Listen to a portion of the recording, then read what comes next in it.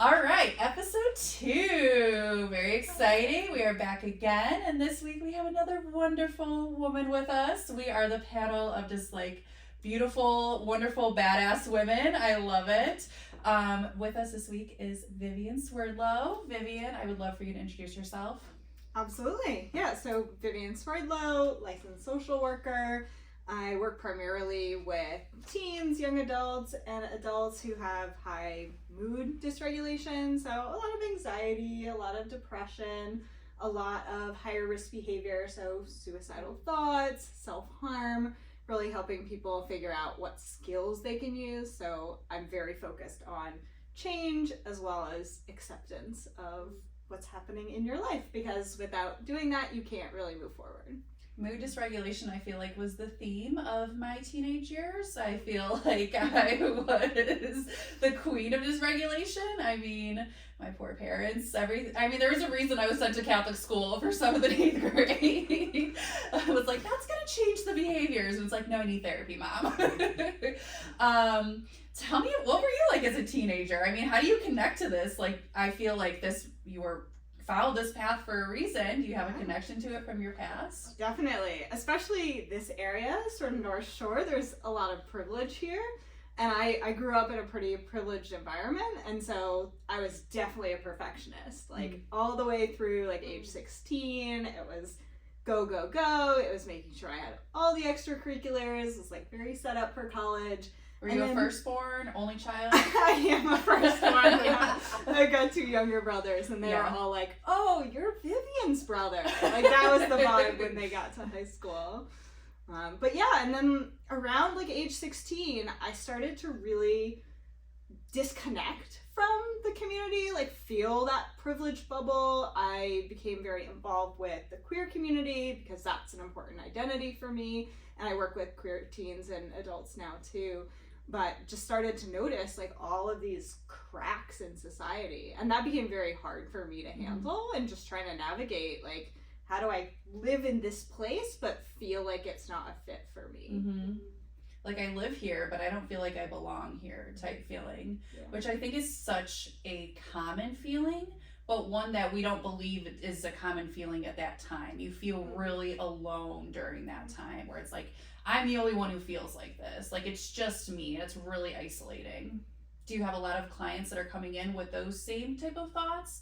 Definitely. Yeah. And it's hard for them to connect with other peers. It's hard for parents to understand what's going on. Like you were saying, like, what do you do with them? Yeah. And I feel like there is this sense sometimes of taking kids to therapy to like dry clean them a little bit. Like you drop them off and they like, well, I'll pick you up in an hour and it'll all be nice and perfect, and we're gonna have family dinner and love each other, and then they come back next week and they need cleaning again. Right? And so it really makes an important point that families are so involved and teens are starting to feel disconnected because they have their own identities at that point. They're starting to separate, and so helping families be involved in that separation process also is important for helping teens not feel so alone. For sure. I mean, my poor parents, they did their best, like most of our parents did, and for them it was like, all right, we're seeing this change in behavior, this is going on,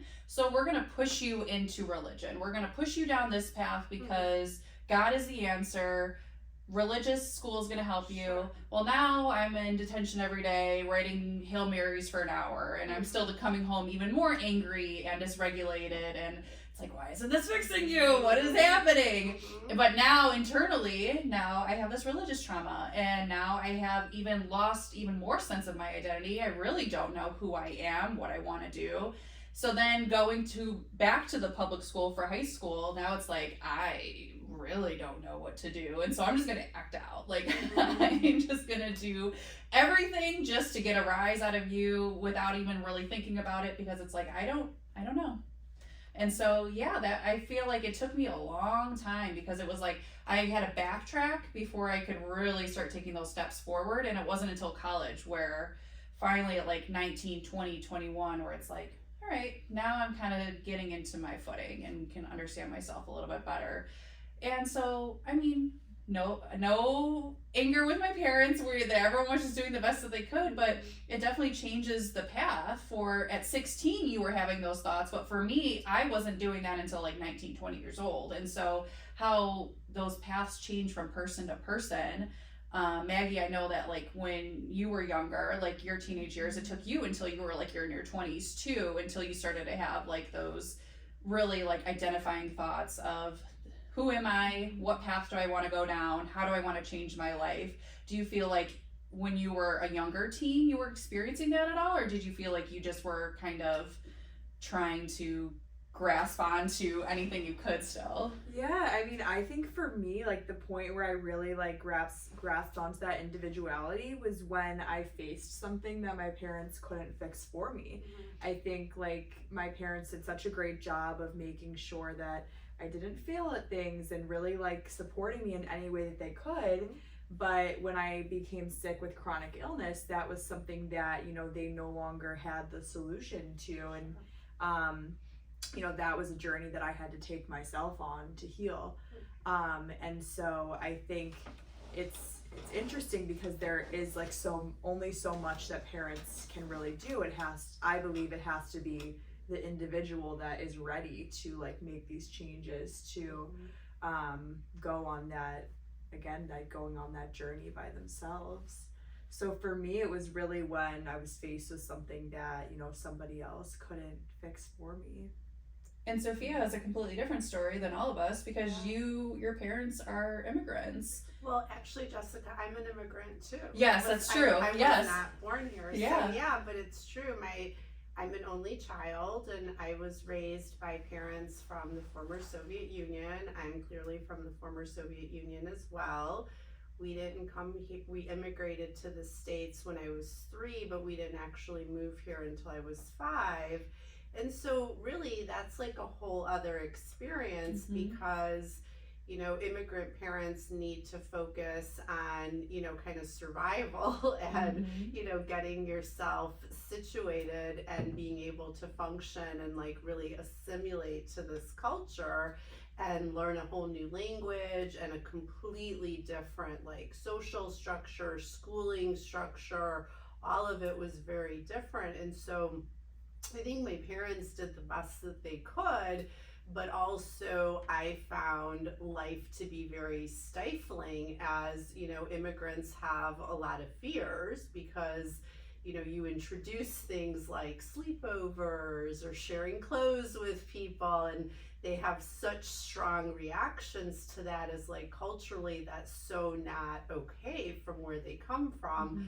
But here that's just like common practice. So I think my acting out started really young when I was actually sent to a private Jewish day school, and I literally like just did my own thing, and I got in trouble every single day to the point where around 6th grade I was able to convince them that I should no longer be going to school. They're like, please, yes, whatever you want to sign. Because for 2 years I figured out a system not to go to school. The bus would come pick you up. My parents would leave the house at, I don't know, 6, 7 in the morning. I was a latchkey kid. I would wake up, you know, make my breakfast, watch my cartoons, finish up whatever homework I needed to finish. The bus would come. I would go out to the bus stop. Everyone would see me at the bus stop.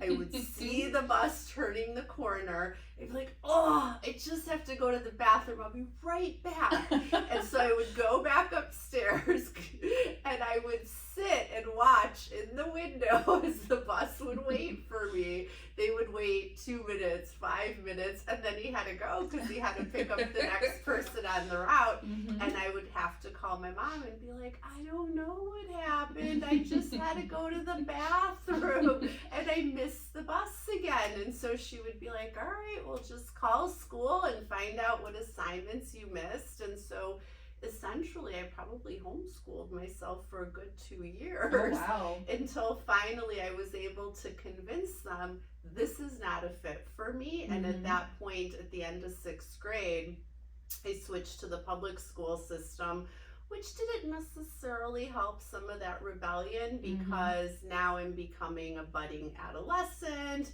I'm having, more things I want to try, more things that are challenging to the family system.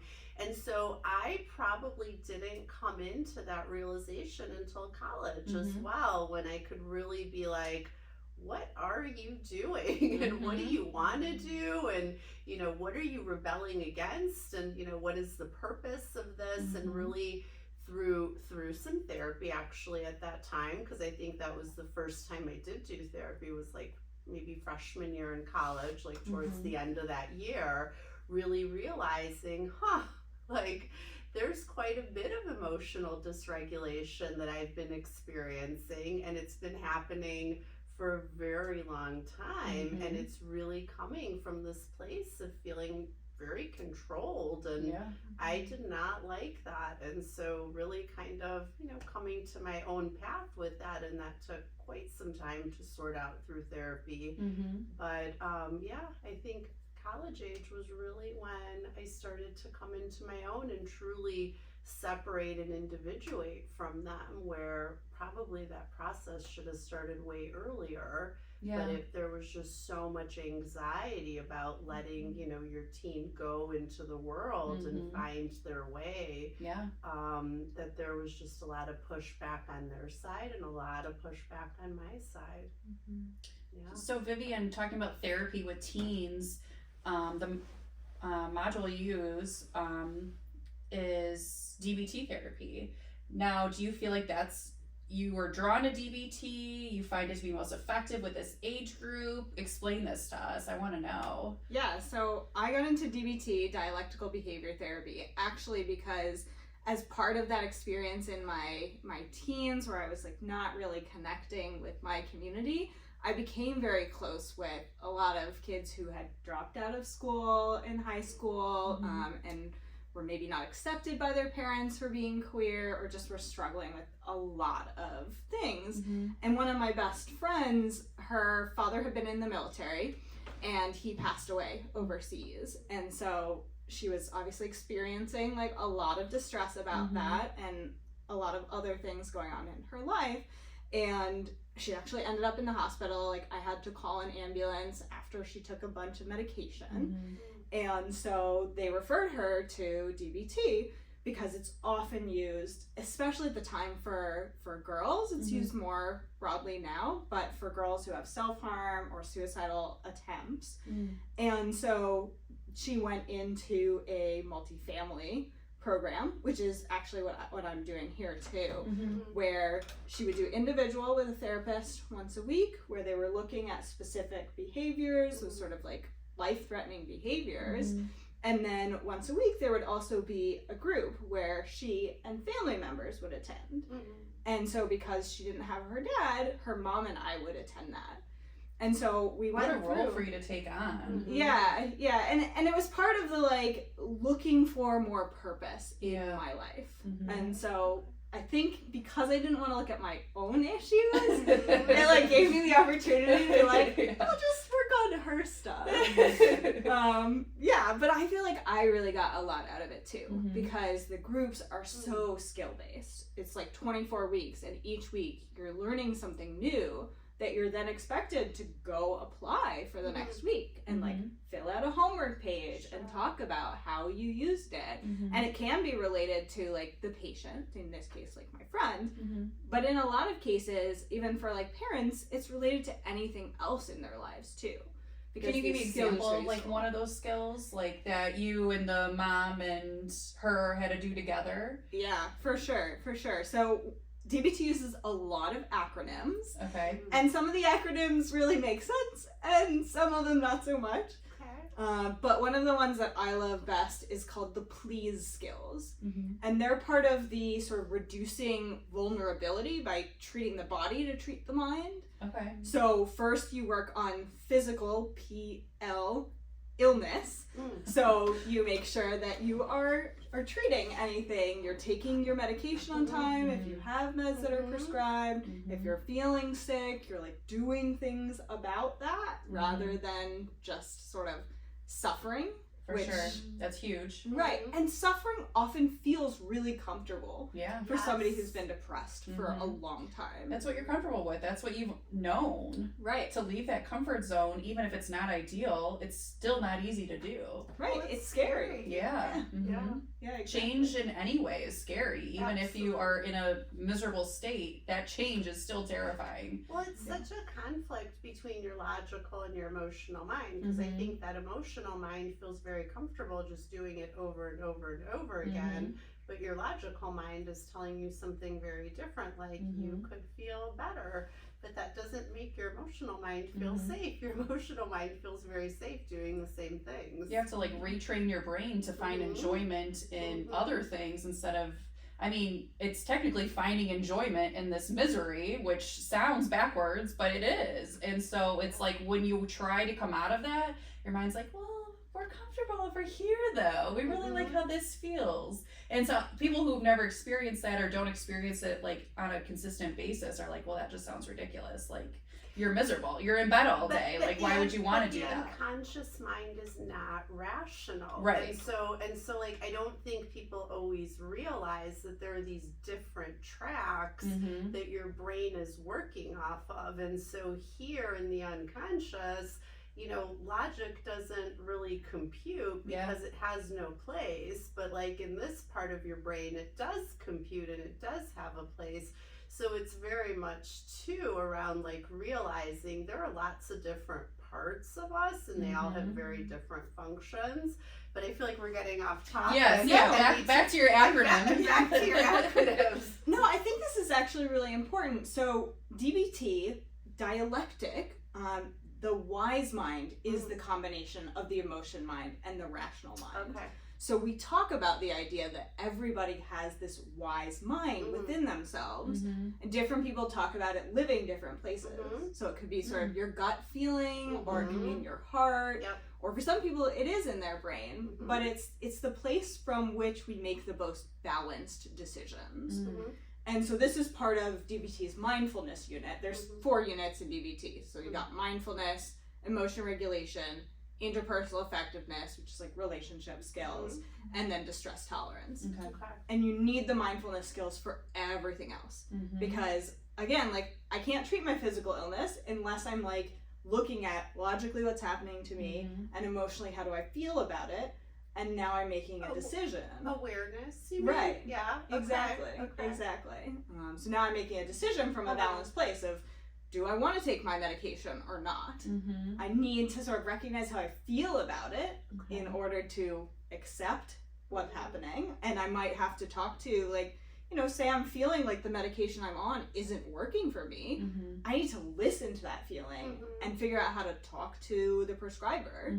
But I also, from the logical side, benefit from seeing, okay, when I take my medication, then I can get out of bed, or then I don't feel as bad. So that's sort of the way that we synthesize those 2 ideas, those 2 pieces of our mind. Well, and it's interesting too, because it's like a lot of the things like this skill you're talking about is something that people who are very healthy and emotionally regulated might just do naturally. But it's like for somebody who's like feeling very lost and emotionally dysregulated or depressed, this structure is helpful because they only needed to subscribe to the DBT and just follow the DBT. So it's like interesting because it's almost teaching like these life skills, but just in a very structured, more manageable way. Right. And here's like the really important part about that, because you can say it's about a toolkit, right? Because that's what life really is about, is you need that toolkit to put one foot in front of the other. I think the more important question that you work on with DBT is what's keeping you from using that toolkit, which I think essentially is what you ask when you're in therapy to begin with. But I think DBT is a little bit more specific to that. Am I picking up on the right things here, Vivianne? Definitely. And in fact, there's a skill for noticing what are your barriers. Okay. So thinking about, you know, is it a skill gap? Is there a lack of understanding of what you're trying to do, right? For teens especially, like, they're just life skills that they haven't built yet.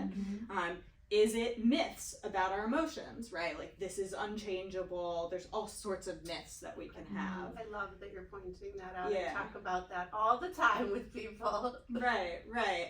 Is that like referring to like the what ifs in your mind? Like, what if this, what if that, like that fear? Mm-hmm. Okay. Yeah, it can be. There's all sorts of ideas, you know. It's like, If I'm sorry to interrupt, but like when you say myths, do you mean like the stories we tell ourselves? Like if I go to my mom's house for dinner and she makes salmon, but I don't like eating salmon, I can't say no to her because that's going to hurt her feelings. Is that what you mean by a myth?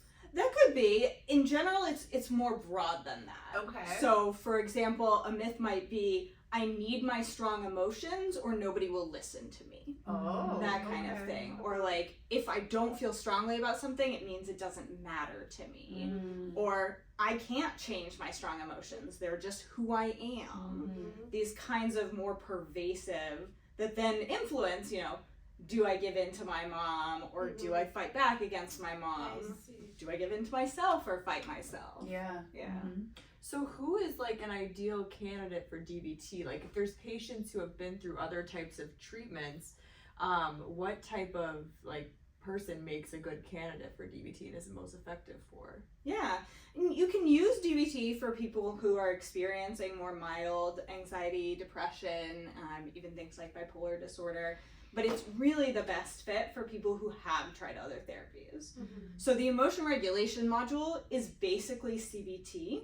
That's where you get, you know, your behavioral activation, kind of your get out of bed even when you don't want to. Yeah. That's where you get like check the facts as a skill there for, you know, looking at our thoughts and are they accurate. But then it expands beyond that. So for people who've done some CBT, there's some useful background there. But if CBT didn't work well enough, you might go to DBT. Similarly, obviously, mindfulness, there's a lot of mindfulness-based therapies. If that's not working well, DBT does a good synthesis. We often see it used for, again, self-harm, suicidal thoughts, really risky behavior, so risky sexual behavior, drug use, eating disorders. It's been adapted for a lot of these other areas. Can I ask, Yeah. what makes it risky? I mean, we all have this idea of, I mean, and every family is different because we all come from different beliefs and different structures, but what is like the broad term with DBT for risky? Like what is like, now we're starting to border on, this is just normal, quote unquote, teen behavior, and now this is risky. Great question. Yeah, that is a really fantastic question. And I think it has to do with the amount that it's going to impact your life long term. Okay. Right? So when we talk about risky sexual behavior, it's not a teen is going out and having sex, it's they're having unprotected sex, they're having unprotected sex with a lot of partners, they're having sex in areas that are maybe more dangerous, where they're finding their partners might lead to more, you know, drug use and things like that. Similarly with substances, right? It's not your teen who's like maybe taking a smoke once a week in the school bathroom. You're talking about somebody who potentially could really screw up their life going forward. And as teens, like I know for me, like you're not looking into your 20s, your 30s, your 40s. Are you talking about like access? Is that how you define risk? Like when there's just too much access and like promiscuity around it? Is that how you're defining it? It's more how dangerous it is. Okay. Like how dangerous. So DBT. Like how big of an impact it could truly have on your life. Right. So we really, the first thing we focus on is life interfering behavior. So if somebody is cutting, if they're, you know, engaging in other forms of self-harm, if they're starting to develop a plan for dying by suicide, like these are things that we see in teens more these days. And the pandemic had a big impact on that too. And so when we talk about risky behavior, we are talking about life-threatening behavior, which sex, drug use, eating behavior can all be life-threatening behavior too. So again, it's not Johnny went with his friends and had a little bit of a smoke or he hooked up with his girlfriend. This is like where this is truly impacting their day-to-day and their future moving forward. Exactly. I think that's such an important distinction to make because we know the kinds of, you know, parents that reach out for services and sometimes, you know, there is so much alarm around Johnny who is experimenting and figuring out teenage boundaries versus the child, like you're saying, the adolescent that you're saying is really putting themselves at risk, not only in this moment, but in future moments could really be harmful to them. I think that's so important, is the difference between they're just experimenting and finding themselves, and then it ties back into the challenges we faced and why it took us so long, because we were controlled so much and not given that chance to experiment. Yes. But then you have when you're given too much leniency and finding that balance within it. Right. And so that's, I'm guessing, where the multi-family group really comes into play. Right. And sorry, I don't mean to interrupt, but like I think that too then kind of talks about like, how do you tap into that piece, because that is so important, is to really be able to find that balance with, you know, it's not that you're, you know, doing something and that something is going to hurt you. It's this overall feeling of something is really wrong here and this person could really hurt themselves. And they're trying to cope, right? Like there is a reason that teens and adults engage in this behavior. They aren't necessarily thinking about other coping skills. They're finding those coping skills more challenging, right? Like, honestly, it might be easier to go out and like sleep with some classmates than to like sit there and do grounding activities and to really focus on all of these other areas. So Vivianne, would you say that DBT gives someone kind of that internal compass, that internal regulation? How would you define DBT in that way? Yeah, so I mean, the internal compass is the wise mind, right? Okay. That's where we are. But what DBT really gives is it's sort of a prescription, right? So the rest of our please scale is balancing our eating, our sleeping, avoiding mood altering substances, and balancing exercise. So all of those are sort of prescriptions, right? And what DBT says is check how high your emotions are. That's the first thing that you do when you're experiencing crisis or mood or whatever it is. If your emotions are over what we call a skills breakdown point, so that's sort of the place where your thinking center, your prefrontal cortex switches off, and it's really just you're in your emotion mind. If you're over that point, which for a lot of people is like 7 out of 10 maybe in terms of intensity, then you use distress tolerance skills. And so you know, if you've gone through DBT, like, okay, now I'm into my distress tolerance place. If you're below that point, you might be in an emotion regulation place or an interpersonal effectiveness place. So, okay, now I know that those are the skills that I go to. And now I think about like, what is the challenge that I'm working on? Do I need to just tolerate my distress until it comes down into a manageable place?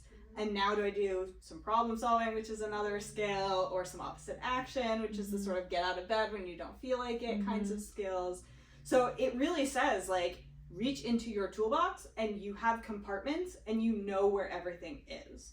And that's why you need the individual therapy too, is to figure out like, okay, now you have this really well organized toolbox, but how do I know which tool to pick in different areas? Right.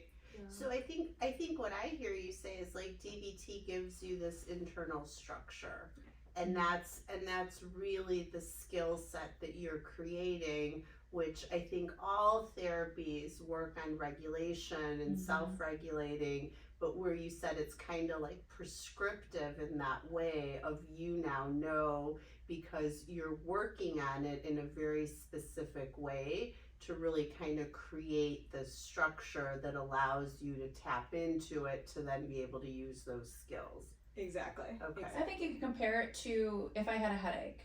What do I normally do when I have a headache? Okay, I'm going to take a Tylenol. Okay, I'm in this state of complete dysregulation. I'm feeling myself falling into this crisis state. What's the prescription that I need? What's the Tylenol that I need in that moment? And then going into that toolbox and saying and being able to be like, okay, this is what I need to do right now. This is the Tylenol I need to take. This is how I go about it. But going through that process gives you the information to build that toolbox for yourself. So kind of to wrap things up, I know you have a group starting with 360 Wellness and Coaching. I'd love to just hear a little bit of an overview on what you'll be offering to these teens and families. Yeah. So the individual therapy component is fairly similar to what you might do in an individual therapy in general. The thing that's different about individual DBT is we're tracking these risky behaviors. So when I do an intake or first conversation with a teen, we identify what are the behaviors we want to be tracking. For some, you know, it is suicidal thoughts and self-harm, but not for everybody, right? You can even use it for something like OCD. So we define what the behaviors are, and then in our individual sessions, we notice in the last week, when did those behaviors or urges for those behaviors come up most strongly? We look specifically at that moment. We try and figure out why it occurred, so we really dive into it. And then we do a solutions analysis. So what tools would we use here? And then the group component is 24 weeks. It's 3 8-week modules. It's ideal if somebody goes through all 24, but 8 modules really gives you a good sense, 8 sessions to see, is this going to be really helpful for you? And those are 90-minute to 2-hour sessions of teen and at least one parent. So it can be both parents. Sometimes there might even be a sibling involved, but it's an opportunity for the teen and the parents to be with other teens and parents, to go over those homework sheets that are referring to the skill that they learned the last session, get a sense of like some ideas if they struggled with it, and then learn the next unit. And so they'll be taught the skill. We're always looking for sort of like, what are the examples in the room, right? So I'm not gonna just like sit there for 60 minutes and teach like, okay, please stay on floor. Yeah. It's like, okay, we're talking about physical illness. Like, what kinds of things are we all working on here? Like, oh, little Johnny over there is like struggling with this. Does anybody else have ideas, like things that have worked for them? What are you feeling like you need help with? And really like giving that structure. We call it a skills class because that's what it is. It's an opportunity to learn from each other and to learn from me, so that then when you go into individual therapy, you have these skills accessible. When you go home, parents can reinforce and they can also use these skills, right? Like, if my mom's hungry, she's not going to treat me particularly well, so she needs to eat and I need to eat. So for the whole family system to reinforce that, that's the real benefit of the group. Yeah, that's amazing. Well, I appreciate you coming to join us on Therapy Chatter and sharing this with us. It was an incredible discussion. I really appreciate it. And we're excited for your group. Thanks. Yeah, I'm hoping that we get some folks who could really benefit and we'll move forward with it. Awesome. Thank you. Thank you all for your Thanks, time. Jessica. Yeah, thank you. Awesome. Oh, gosh.